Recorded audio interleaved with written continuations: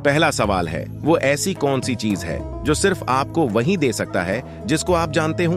5, 4, 3, 2, 1. इसका दुरुस्त जवाब है धोखा।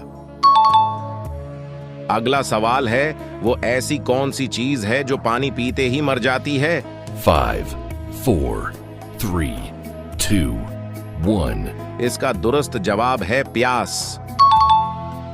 अगला सवाल है, वो कौन सी चीज है जो हद से ज्यादा बढ़ जाए तो फायदा नहीं बल्कि घाटा देती है? 5, 4, 3, 2, 1. इसका दुरुस्त जवाब है खुद पर भरोसा। दुनिया में वो कौन सी मस्जिद है जिसको बचाने की खातिर हजारों मुसलमान शहीद हो रहे हैं? 5, 4, 3, 2, 1. अब इसका जवाब आप कमेंट बॉक्स में दें, देखते हैं आप दुरुस्त जवाब दे पाते हैं